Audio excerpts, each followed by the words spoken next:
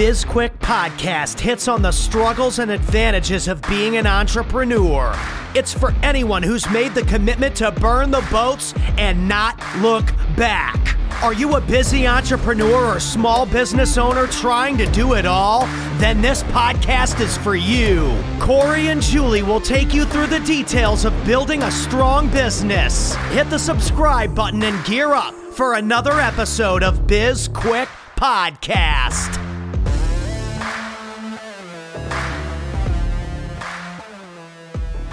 Hello and welcome to BizQuik. I'm Corey. I'm Julie. And you are aggressive again. I think you're just going to have to accept the fact that I'm aggressive on the opening now. That's fine. So we have E.A. Csolkovits on the podcast today. What are the chances you pronounce that name correctly? 100% incorrect. Excellent. Yes, Excellent. We have been on a streak of having hard names to pronounce. And anyway, he signs his name E.A. We'll find out how he goes by. But anyway, he is the founder of Givers University, and we are going to talk to him about that and the difference between being a giver and a taker. And I think we're going to start about that. Julie, what's the difference between a giver and a taker? Givers give and takers take. Excellent. Yeah, and I just, do you think there's a takers university? I'm pretty sure that's every university. They just take your money. Fair enough. That is you're right, 100% correct. So, one of the things that EA likes to talk about is his defeats. So I thought maybe we could spend some time talking about our defeats. And, I feel like the easiest way to talk about that is gambling. Yes.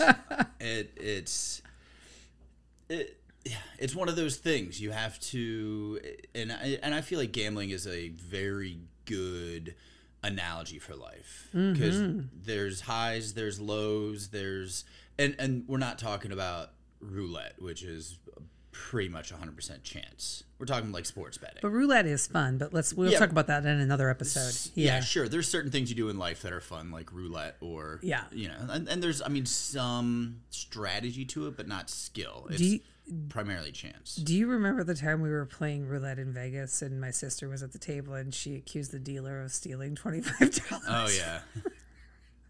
It ruined her whole entire trip to Vegas. I was like, that's 25. You were going to give that $25 away anyway. It was very weird. Yeah. Hopefully she's not listening to this podcast. I've already pissed her off enough in the past 7 days. Sure. You said something to me recently that is just kind of stuck with me with respect to gambling. And I'm just kind of curious how you think this applies to life in general. You said you never go 10-0 when you're gambling, but you'll go 0-10, right? So you can't win them all, but you certainly can lose them all. Exactly. So how applicable is that to just life in general? Well, so funny you should ask, because I'm in a conversation right now with a buddy of mine, and we've been betting on the European soccer championships, the NBA championships, and we've been on a rough patch, a dry streak right now. And he actually, just before this podcast, he sent me a text and he said, how is it that we can, like, the bad streaks always last longer than the good streaks? Fact. And I wonder, if you look at, like, the account balances, they tell that story, but then if you really dive into it, I wonder if they do. Like, if you were to look at a straight up wins versus losses, not money won versus money lost, because when you start factoring in juice and the size of your bets and all of that varies.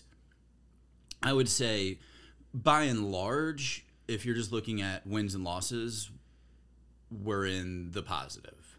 And for football gambling, for example, where the juice, and we're going to talk a lot of gambling stuff out there for people who you might want to go listen to a couple other podcasts before you get to, you can come back to this one, but to learn what we're talking about. But the juice, the percentage that you have to pay if you lose, and football is fairly standard. So if you're over 55%, that's considered successful. Yes. When you get into like soccer and baseball and hockey, not so much, because the juice can be a lot higher. So that percentage you have to pay if you lose is significantly higher. Significantly more. So for instance, if you betting $100 on a football game, you are risking 110 to win 100. But on hockey or soccer or some of these other sports, you could be risking $300 to win 100. So it's you know, and they're factoring in the risk and the, you know, potential for winning and all of that. So I mean, there's a math that goes into it. But you know, I don't think that we recognize, back to the question, I don't think that we recognize or celebrate or give credit to all of the wins, but we sure as hell remember all of the losses. And I think that's the analogy for life and for being an entrepreneur, right? Is that we do, and I know I'm really guilty of this, right? Where, and I think we've talked about this in a recent blog, where we just don't spend enough time celebrating and thinking about the wins and really focusing on them. And to our own detriment, I think, because it's important to acknowledge those wins in order to, you know, continue to advance ourselves. But oh man, do we beat ourselves up over the losses. And on the, you know, we can remember during football season, I remember some of our bad beats, right? I remember some of them. I can remember specifically, you know, so you and me and my brother Mark, we do the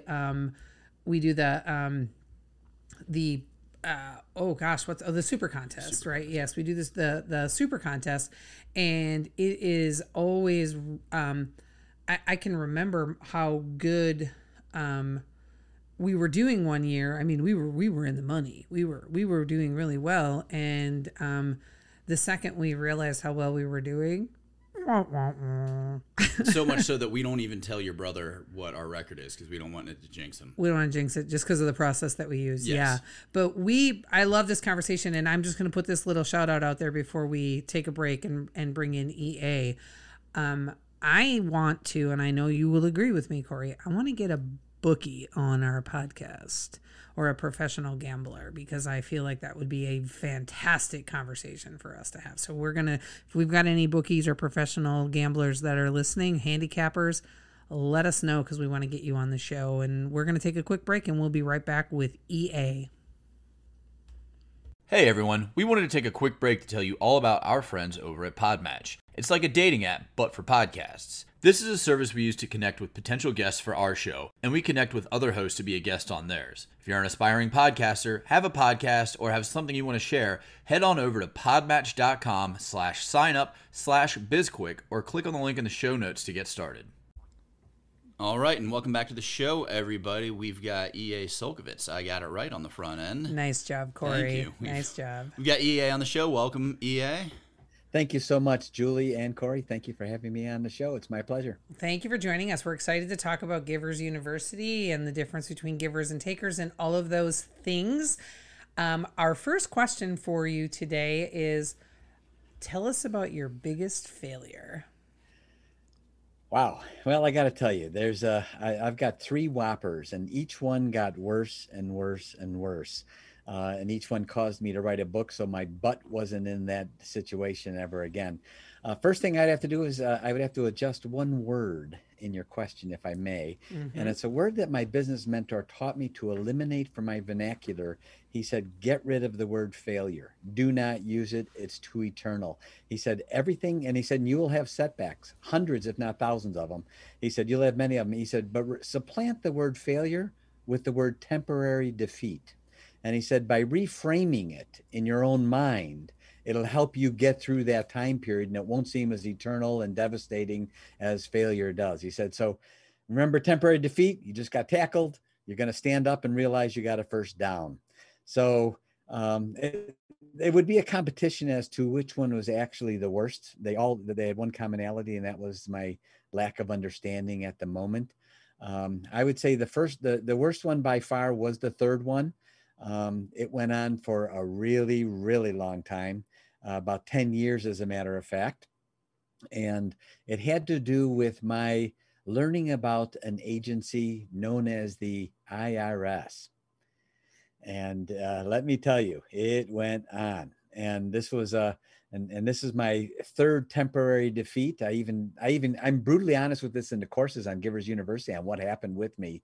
So I'm not sharing anything that's like some secret. I mean, I'm like totally transparent in all ways anyway. So after 10 years, because I had a very, very successful business. I had 20 offices in 20 countries, 33,000 people working for me.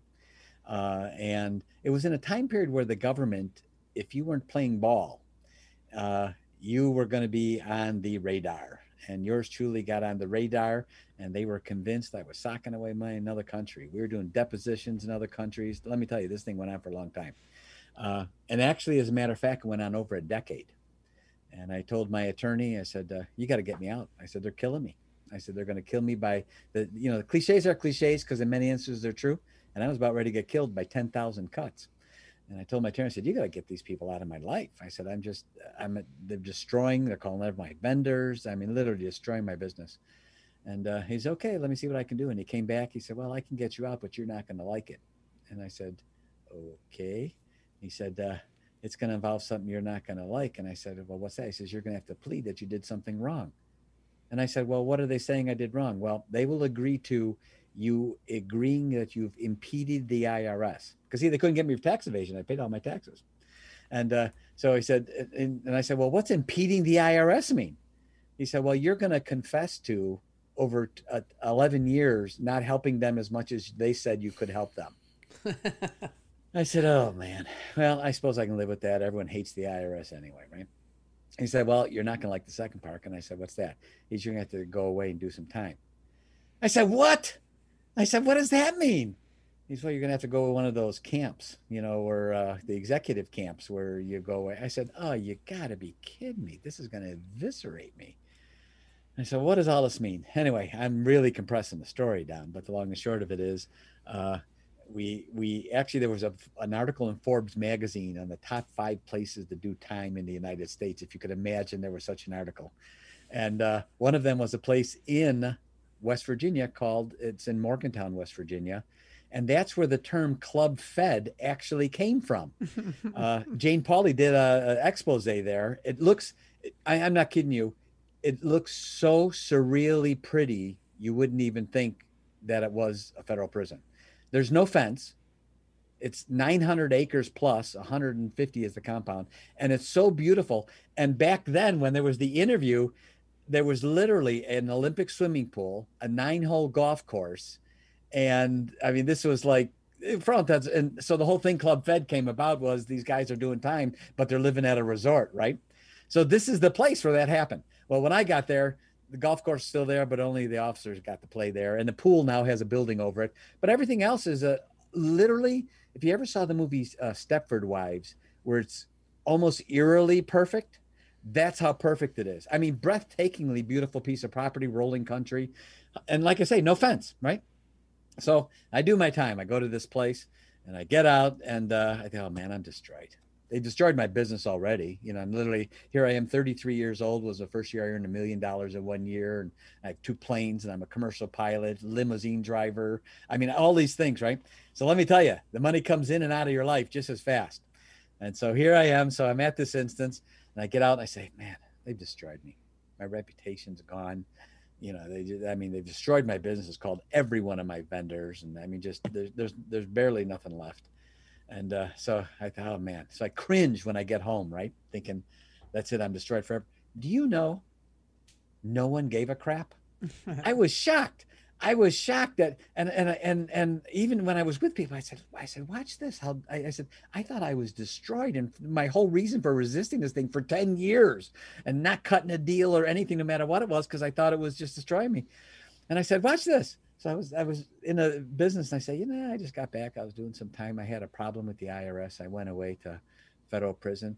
Those SOBs. I hate the IRS. Here, let me show you what we're doing. And I thought, and I'd look at it and say, they don't even care. They don't even, and it's a funny thing, when someone sort of sees your dirty laundry, they say, I don't care. He's not too good to be true. I've got my own laundry to be worried about. And they're on to it. So I have to share with you, in all 3, I have 3 books I wrote, and the appendix of all 3 books chronicles my third major temporary defeat having to do with the IRS, and how I was so shocked, and how now, here's the part that's most amazing of all of it. I can truthfully say it is one of the top 10 best things that's ever happened to me. Well, that is typically how we can look at defeats and failures and whatnot in hindsight. I thank you for sharing that story. Fascinating. You are a remarkable storyteller. I have two questions. The first one is, how much time did you serve?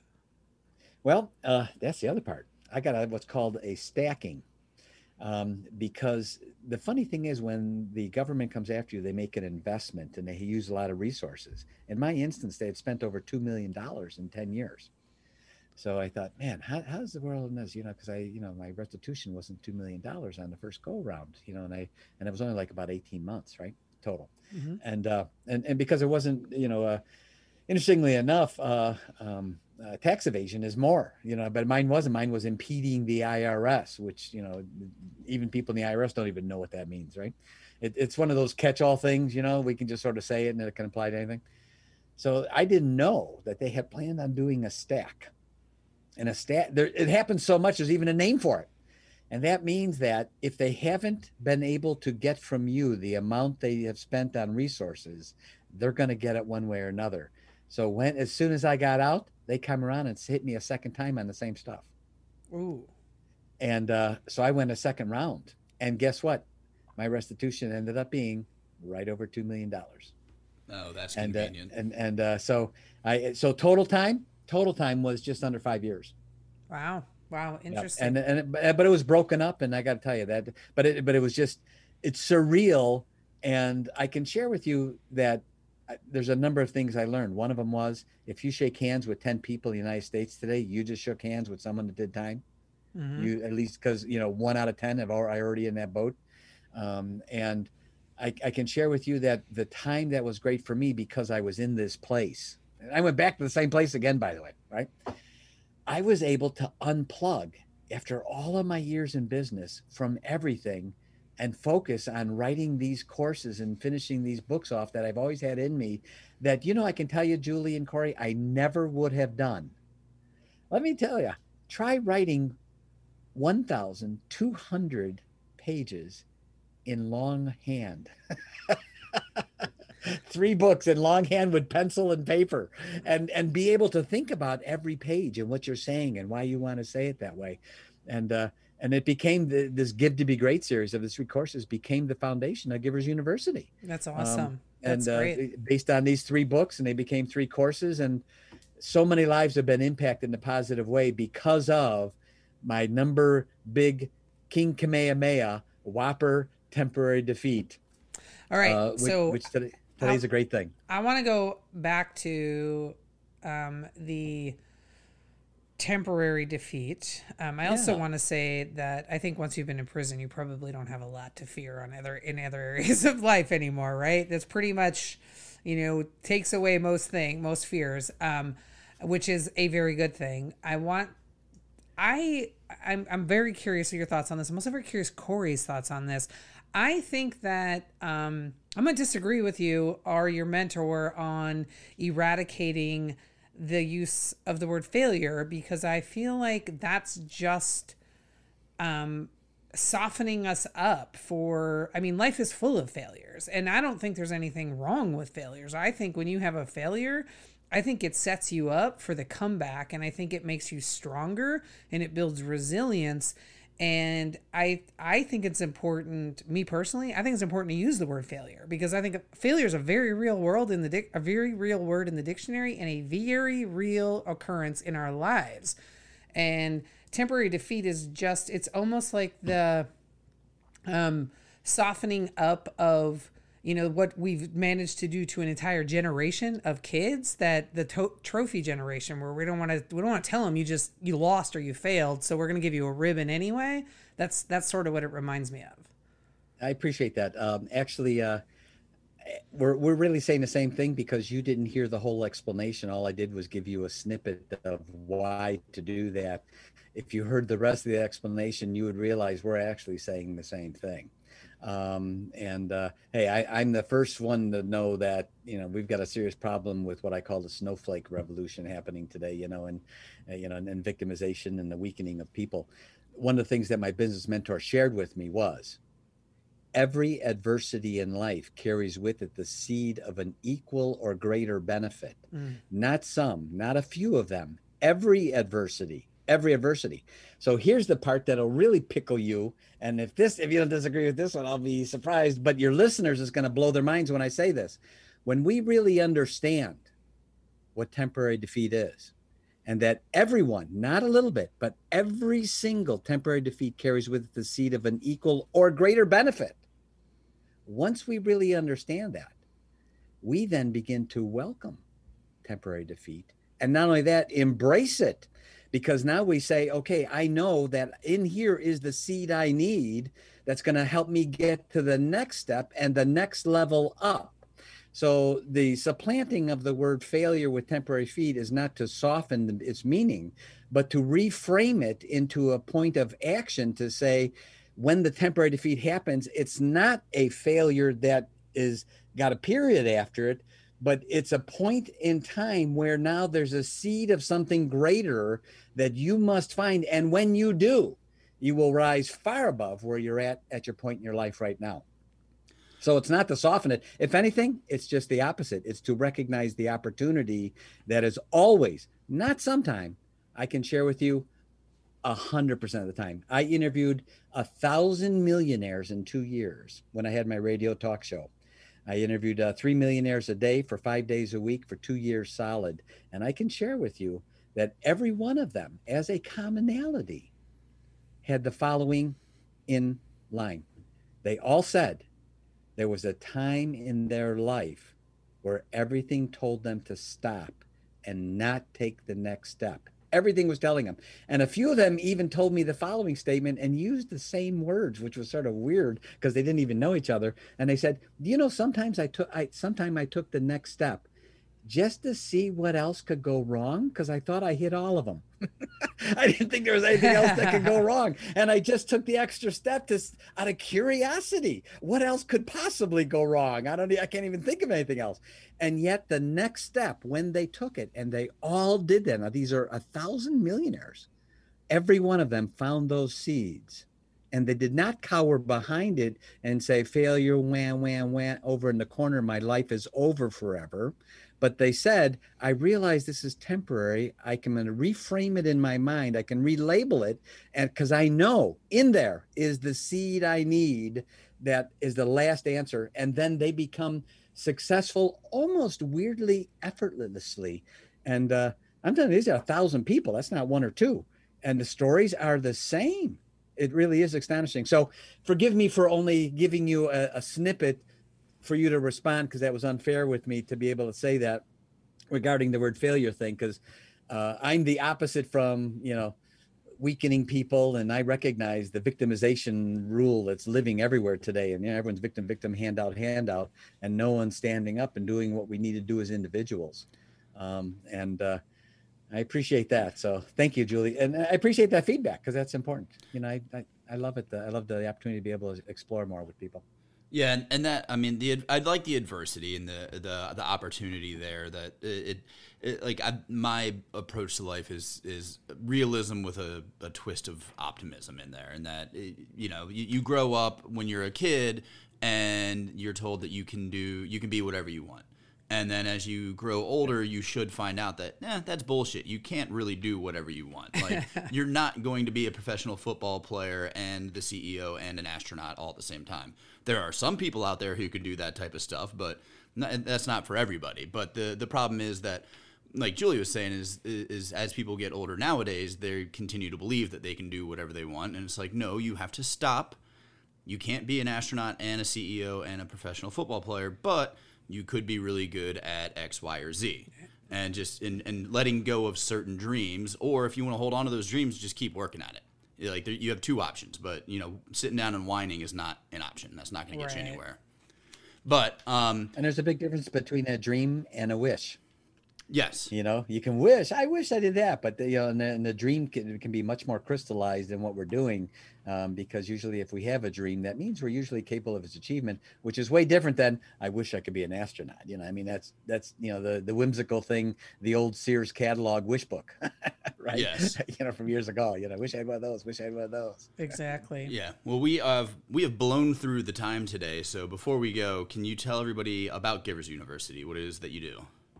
Yes, we teach something that isn't taught anywhere else. First of all, I mention your listeners. We love everybody. We love everybody.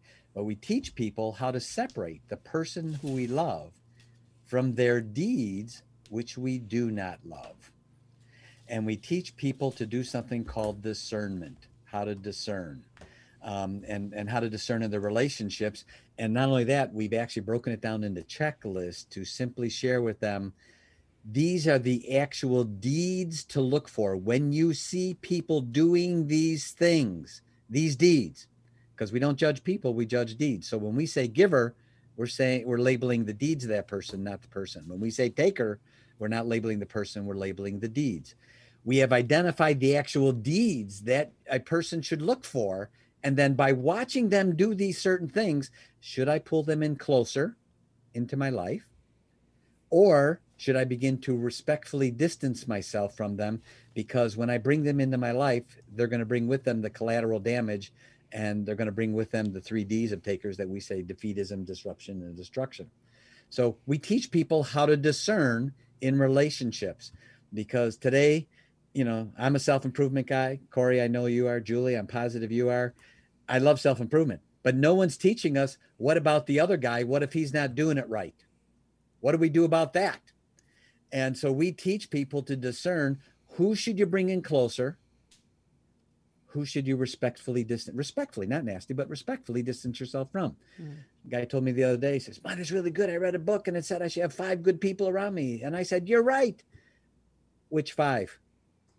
And all of a sudden there's this blank look on his face. I said, see, no one's saying how do you decide which 5? And that's what we do. We've broken it down to the actual things to look for, the deeds they do, and from that begin to discern. And that's what we do at Givers University. We love it. Thank you so much, EA. Can you tell our listeners how they can find you?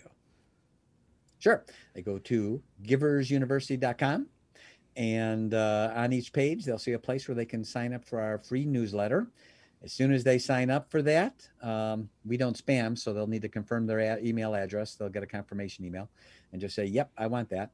Within minutes afterwards, they're going to get a free checklist that is the 6 arrows that takers shoot at givers. And a couple days later, they're going to get the 25 do's. It's a 2-page checklist that actually are the do's that givers do and that takers do to discern and look and watch that'll help with their discerning of their relationships. 100% free. We want them to have these things. We're Givers University and we're walking our talk. So go to giversuniversity.com, sign up for the newsletter. We'll do all the rest. Great.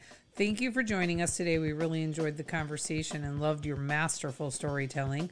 Thanks to our listeners for tuning in. And you can find all the information that EA just gave in our show notes. And if you're interested in working with us, go ahead and fill out the contact form or book a call on our website. We can't wait to work with you. And we'd also love to connect with you. So reach out to us on our social media sites: LinkedIn, Facebook, Twitter, Instagram. I think that's all of them. Plus YouTube. I was getting there. Sorry. And we've got a YouTube channel. So reach out, connect with us, subscribe. And if you need to learn anything about our business or find out anything, everything's on our website, sbpace.com. Yeah, subscribe to our podcast. And while you're out there subscribing, like us and give us a review. We really appreciate those reviews, and all those reviews help us. So we want to continue to improve the show to get better for you so we can get more listeners. And you can reach out to us about any topics. There's a form on our website if there are topics you're interested in hearing about. Don't forget to buy a copy of our book, Seriously Now What? A Small Business Guide to Disaster Preparedness. It's the #1 bestseller on Amazon. We have a digital workbook download, and if you've already purchased it, please go out there, like it, and give us a review. I'm Julie. And I'm Corey. And this was BizQuik, helping small businesses across America.